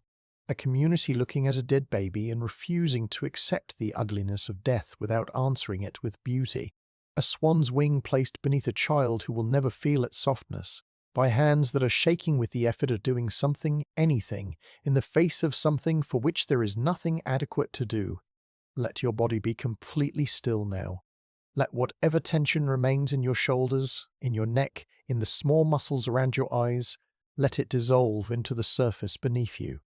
The story has been long tonight. It has travelled hundreds of thousands of years, from the first silent deaths on the African savannah to the painted caves and ivory beads and plastered skulls and solstice chambers of the symbolic world. And now it has arrived here, at a grave in Denmark, with a baby on a swan's wing, and the story is almost done. Not because there is nothing more to tell, there is always more to tell, but because this image, this single image, contains everything the story has been trying to say, that the era when no one mourned was not the natural state of humanity. It was a prelude, a long, silent, necessary prelude to the moment when the human mind became capable of doing what those people in Vedbæk did. Capable of transforming grief into grace, capable of answering death with beauty, capable of placing a dead baby on a swan's wing, and meaning by it something that no words in any language, in any era, could ever fully express. Now, I want to trace one more thread through this story before we reach its end, because there is an aspect of the transition from silence to mourning that we have not yet explored, and it has to do with something so universal, so omnipresent in human culture, that it is easy to overlook. I want to talk about names. Specifically, I want to talk about the fact that naming the dead is one of the most powerful and one of the most ancient forms of mourning, and that the absence of names is one of the most telling features of the era of silence. Every culture that practices mourning also practices naming. We name our dead. We inscribe their names on tombstones and memorial walls and in books of remembrance. We speak their names at funerals. We teach our children the names of ancestors they never met.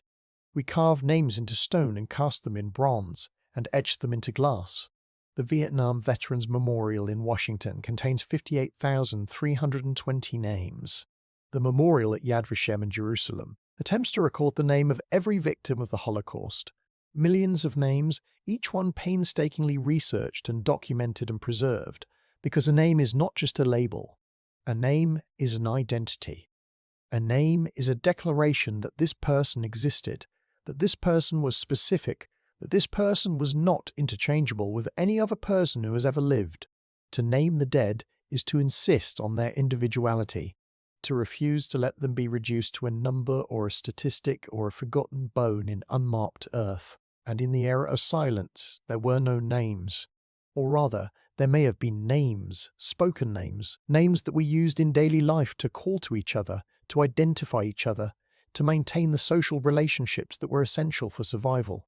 Language is at least 100,000 years old, and possibly much older, and where there is language, there are almost certainly names.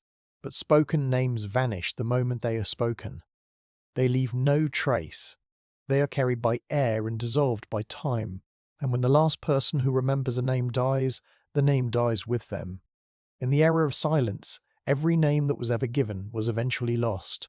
Every person who lived during those hundreds of thousands of years is now anonymous.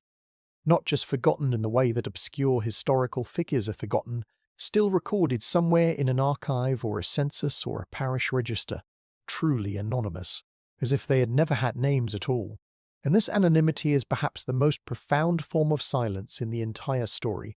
Not the silence of unburied bodies, not the silence of the absence of ritual, but the silence of names that were never recorded, never carved, never preserved. The silence of 200,000 years of people calling each other by name and every single name being lost. This is the deepest silence of all, the silence of identity itself dissolving into the vast undifferentiated ocean of deep time.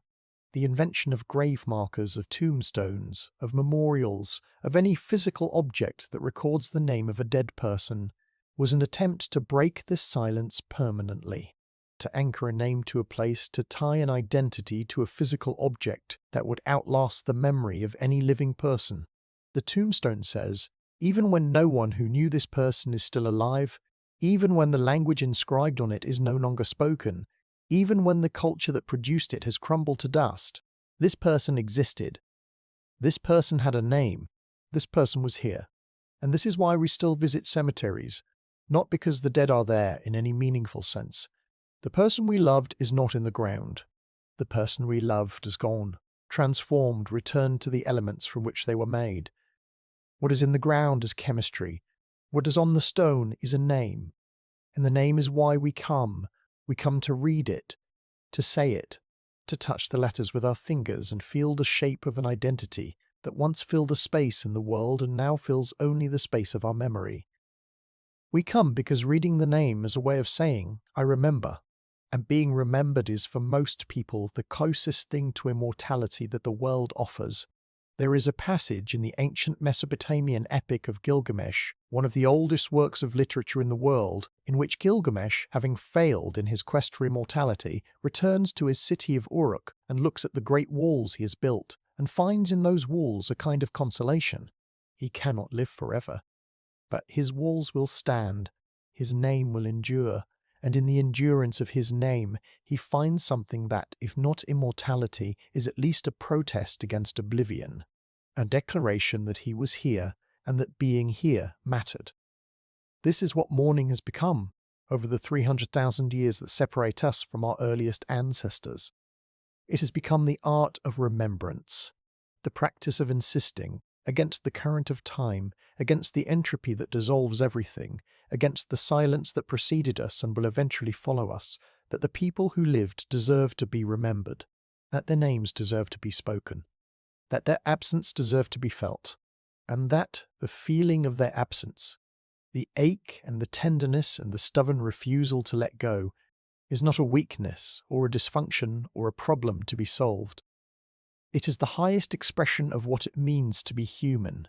If this idea resonates with you, if it touches something that you carry inside you, a name that you still speak, a face that you still see when you close your eyes, a person whose absence still shapes the geography of your daily life, then this story was for you tonight. And if you want to honor that feeling, not in a grand way, not with a monument or a memorial, but in a small and human way, then leave a comment. Write the name of someone you remember, or write what this story made you think about. Or simply write that you were here, listening, in the dark, and that the story found you. Because comments are a form of remembrance too. They are marks on a surface. They are proof that someone was here and that something mattered to them. And in a story about the transition from silence to expression, your words, however brief, are part of the continuation. Now I want to bring the story to its resting place. The way you bring a day to its resting place. Gently, with the recognition that something has been experienced, and something has been felt, and something has been understood, even if what has been understood cannot be easily put into words. We began tonight in the silence. In the era when no one mourned, when the dead were left on the surface and the living moved on, when grief had no form and loss had no ceremony and death was met with nothing but the mute, enduring patience of the earth. We travelled through the slow dawning of the symbolic mind, the emergence of abstract thought, the first tentative expressions of meaning, engraved ochres and shell beads, and the ambiguous evidence of Homo naledi's underground chamber. We stood at the threshold of the first graves, at Kafse and Shanadar, where bodies were placed in the earth with intention and care, where flowers may have been laid on the dead, where objects were chosen and positioned to accompany the departed into whatever came next. We witnessed the explosion of funerary creativity in the Upper Paleolithic, the ivory beads of Sungir, the ochre-stained bones scattered across Europe and beyond. We saw the plastered skulls of Jericho, the faces of the dead rebuilt so the living could keep looking at them. We climbed the hill at Göbekli Tepe and stood among the carved pillars that hunter-gatherers erected before the invention of farming, monuments to a need that preceded civilization itself. We entered the passage tomb at Newgrange and watched a beam of winter solstice sunlight travel 60 feet through darkness to touch the chamber where the ashes of the dead had been placed 5,000 years ago. And we stood beside a grave in Denmark and looked at a baby lying on a swan's wing and felt something that required no explanation. This is the arc of the story, from silence to ceremony, from nothing to everything, from the era when no one mourned to the world we live in now, a world saturated with mourning, a world in which every culture has its rituals, and every community has its customs, and every individual carries within them the weight of the people they have lost and the love that outlasted the losing. And the question that remains, the question that the story asks but does not answer, because it is not the kind of question that has an answer, is this: was the silence really silent? Or were we just unable to hear it? I believe, and this is not a scientific statement but a human one, that the silence was never truly silent. I believe that the people who lived during those hundreds of thousands of years before the first grave felt everything that we feel. They loved. They lost. They ached with the absence of people who were gone. They sat beside bodies that had been alive and felt the terrible weight of stillness. They carried their grief in their bodies the way we carry ours, in the tightness of the chest, in the sting of the eyes, in the hollow feeling that comes when you reach for someone and they are not there. They felt all of this. They just had no way to leave a mark, no way to carve their grief into stone or press it into clay or paint it on a wall. Their mourning was as real as ours. It was simply invisible, and the fact that it was invisible does not mean it was not there. The era when no one mourned was not an era of indifference. It was an era of unexpressed love, an era in which the human heart was already full, but the human mind had not yet invented the tools to show it. And when those tools finally arrived, when the first grave was dug, when the first object was placed beside a body, when the first flowers were scattered on the dead, it was not the beginning of caring. It was the beginning of showing that we cared. The caring had always been there. It had been there since the first mother held the first child and felt something that connected them beyond the physical, beyond the practical, beyond the merely biological. It had been there in the quiet moments around ancient campfires, when someone looked at the empty space where a companion used to sit and felt the particular weight of a specific absence. It had been there in the long nights when the dead visited the living in dreams and the living woke with the taste of someone else's name in their mouth. The caring was always there. The graves just made it visible. And tonight, as you lie here in the quiet, in the gentle dark, in the soft space between the world of waking and the world of dreams, you are part of that same continuum. You are carrying the caring, the caring. You are carrying the love that outlasts the life. You are carrying the names of people who are gone, and the weight of their absence, and the beauty of their memory. And you do not need to do anything with it right now. You do not need to carve it, or paint it, or build it into a monument. You can simply hold it, the way the earth holds the bones, the way the swan's wing held the baby, the way the light holds the chamber at Newgrange for 17 minutes on the shortest day of the year. Gently, quietly, without effort, without strain. The human species spent most of its existence in silence, and then at some point in some cave or on some hillside or beside some riverbank that we may never identify, someone broke the silence, not with a word, with a gesture, a hole in the ground, a body placed inside with care, a covering of earth, and in that gesture everything changed, not all at once, not in a single generation, but irrevocably. The silence was broken, and it has never been fully restored. We have been filling it ever since, with rituals and ceremonies and songs and prayers and monuments and memorials and elegies and epitaphs, and the simple, quiet act of speaking a name that belongs to someone who is no longer here to answer to it. And this is what makes us human. Not our tools, not our technology, not our big brains or our opposable thumbs or our ability to walk upright. What makes us human is our refusal to let death have the last word, our insistence that the people we love deserve more than silence, our stubborn, beautiful, irrational commitment to remembering, to mourning, to carrying the dead with us even when the weight of them is almost more than we can bear. You carry that commitment in you. It is not something you learned. It is something you inherited, passed down through a chain of ancestors that stretches back to the first person who ever dug a grave and felt the weight of what they were doing. You are part of that chain. You are a link in an unbroken sequence of caring that extends across the entire breadth of human history and beyond, back into the silent era, back into the time before graves, back to the first moment when a primate heart felt the sting of absence and did not understand what it was feeling, but felt it anyway. The era when no one mourned is over.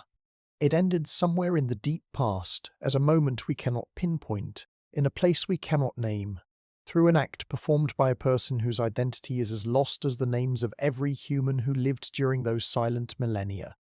But the ending of that era was not the end of the silence. It was the transformation of the silence. The silence became the canvas on which mourning was painted. It became the background against which the first grave stood out. It became the darkness that made the light of the solstice beam at Newgrange visible. The silence did not disappear. It became meaningful. And in becoming meaningful, it became the foundation of everything that followed. You are surrounded by silence right now. The silence of your room, the silence of the night, the silence of the sleeping world. And this silence is not empty. It is full. Full of the breathing of someone sleeping beside you, or full of the memory of someone who used to sleep beside you, or full of the quiet anticipation of someone who might sleep beside you someday. Full of the presence of absence. Full of the love that fills the spaces where the people we have lost used to be. This is the deepest truth of the story I have told you tonight. The silence was never empty. It was always full of love. Love that had no grave to fill, no stone to carve, no name to inscribe, no ritual to express it. Love that existed purely, invisibly, unseen and unrecorded, for hundreds of thousands of years, waiting for the human mind to invent a way to show it. And when the way was finally invented, when the first grave was dug, and the first flowers were placed, and the first tears were shed, and the first name was spoken over a body that could no longer hear it, the love did not begin. The love was finally seen. It had been there all along. It had always been there. Patient as the earth, silent as stone, enduring as the bones that wait in the dark for someone to find them and hold them and understand what they meant. 300,000 years of love, most of it invisible, most of it lost, but not gone, never gone, because you are here, and you carry it. And every time you mourn someone, every time you speak a name, every time you feel the ache of someone's absence, you are completing a gesture that was begun by an ancestor so distant that even their species may be different from yours. You are filling the silence that they could not fill. You are expressing the love that they could not express. You are the voice at the end of a 300,000-year silence. And the words you speak, whatever they are, however ordinary, however inadequate they feel, are the most human words that have ever been spoken. The night is very quiet now. Your body is very still. The story has carried you as far as it can carry you tonight, through the silence and the dawn and the long bright day of human mourning, from the unnamed dead of the deep past, to the baby on the swan's wing, to the solstice light in the chamber at Newgrange, to the grave you may have visited last week or last year or last decade, the grave with a name on it that you still speak, a name that belongs to someone who is not gone, because you will not let them be gone. This is the end of the story, not because the story is finished. Stories like this are never finished. They continue as long as there are people to tell them, and people to hear them, and people to carry them into the next night, and the next and the next. This is simply the place where my voice stops and the silence resumes. But the silence is different now. You have filled it with something. With knowledge and wonder and the quiet recognition that you are part of something ancient and ongoing and larger than any single life. Good night. Sleep gently. Sleep the way the earth sleeps in winter, quietly holding everything that has been placed inside it, patient and warm and full of seeds that will bloom when the time is right. The dead are resting. The living are resting. And the silence between them is not empty. It never was. It was always, always full of love. And when you wake, if this story has given you something, peace or wonder, or simply the comfort of a voice that walked beside you through the dark, there are more stories waiting for you on this channel. Stories about the hidden chapters of human history, about the mysteries that science is still unraveling, about the quiet, extraordinary things that make us who we are. You can see them on your screen right now. Choose the one that calls to you and let it carry you through another night. I will be here whenever you need me, with another story, another journey into the deep past, another reason to be astonished at the fact that you exist, that you feel, that you mourn, that you love, and that none of these things are accidents. They are the inheritance of 300,000 years of being human. Sweet dreams.